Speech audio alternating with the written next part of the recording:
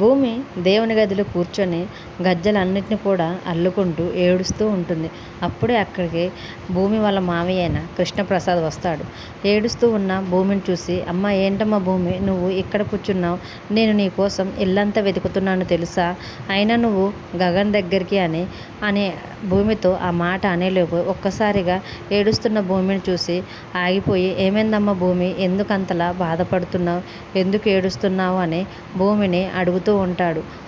అప్పుడు భూమి, నేను ఎక్కడికి వెళ్ళవలసిన అవసరం లేదు మావయ్య, నా ఆశల్ని, నా కోరికల్ని మొత్తం అన్నిటిని కూడా ఆ అపూర్వ పిన్ని చంపేస్తుంది మావయ్య అని భూమి కృష్ణప్రసాద్తో అంటూ ఉంటుంటే, ఆ మాటలకి ఒక్కసారిగా కృష్ణప్రసాద్, ఎవరి జీవితాన్ని ఎవరు కూడా నాశనం చేయలేరమ్మా, ఆ అపూర్వ ఇలాంటి కుట్ర ఏదో చేస్తుందనే నేను ఒక మహాతల్లికి ఉత్తరం రాశానమ్మా అని ఓదారుస్తూ భూమి పక్కన కూర్చొని కృష్ణప్రసాద్ భూమితో ఆ మాట చెప్పేసరికి ఆ మాట విన్న భూమి ఒక్కసారిగా షాక్ అవుతుంది.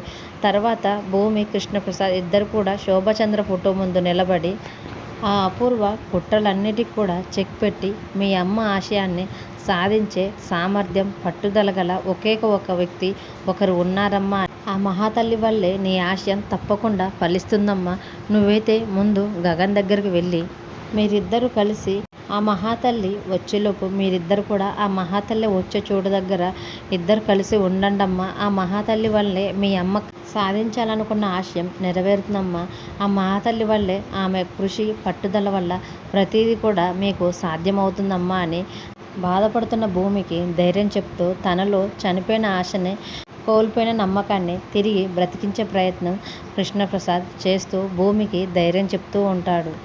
ఇది నీ ఆశయం మాత్రమే కాదమ్మా, ఆవిడ ఆశయం అని శోభచంద్ర ఫోటో వైపు చూపిస్తూ, మీ అమ్మ ఆశయం అమ్మ అని భూమికి చెప్తూ ఉంటాడు. తర్వాత ఇది నీ కోసమే మాత్రమే కాదు, మీ అమ్మ కోసం నువ్వు నెరవేర్చి తీరాలి, నెరవేర్చాలి అంతేనమ్మా, నువ్వు ఇదంతా కూడా నెరవేర్చి సాధిస్తేనే ఆ అపూర్వ మీద నువ్వు గెలిచినట్టు అవుతుంది భూమి అని కృష్ణప్రసాద్ భూమికి ధైర్యం చెప్తూ ఉంటాడు. మీ అమ్మ కోసం, మీ అమ్మ ఆశయం కోసం నువ్వు ఇదంతా సాధించి తీరాలి భూమి, అలా సాధించి తీరితేనే నువ్వు అపూర్వ పైన గెలిచినట్టు, అప్పుడే మీ అమ్మగారి ఆశయం నెరవేరినట్టు అవుతుంది భూమి అని నువ్వు వెనకడుగు వేయొద్దమ్మా, నీలో ఉన్న నమ్మకాన్ని, ధైర్యాన్ని కోల్పోనీయకుండా నీ ఆశతో నీ సంకల్పాన్ని విజయవంతంగా జయించు, ముందైతే నువ్వు గగన్ దగ్గరికి వెళ్ళి ఇద్దరు కలిసి ఆ మహాతల్లి వచ్చే చోటు దగ్గరికి వెళ్ళి ఉండండమ్మా అని కృష్ణప్రసాద్ భూమికి ధైర్యం చెప్తూ ఉంటే, అప్పుడు భూమి కూడా తన అడుగంటిన ఆశలన్నిటి కూడా ప్రాణమిచ్చి వాళ్ళ అమ్మగారి ఆశయం కోసం ధైర్యంగా నిలబడుతుంది. మరోవైపు ఆ నాట్యమయూరి అయిన ఆ అజ్ఞాత వ్యక్తి తన నాట్యంతో నాట్య ప్రదర్శన చేస్తూ ఉంటుంది. మరి గగన్ భూమి వెళ్ళి ఆ అజ్ఞాత వ్యక్తిని కలిసినప్పుడు ఆ అజ్ఞాత వ్యక్తి గగన్ భూమికి ఏ విధంగా సపోర్ట్ చేస్తుంది, శోభచంద్ర ఆశయానికి భూమి గగన్లకు తను ఏ విధంగా సహాయపడుతుంది అనేది రానున్న ఎపిసోడ్స్లో చూద్దాం. డైలీ సీరియల్ అప్డేట్స్ కోసం ప్లీజ్ మన ఛానల్ని లైక్ చేసి సబ్స్క్రైబ్ చేసుకోండి. Thanks for watching.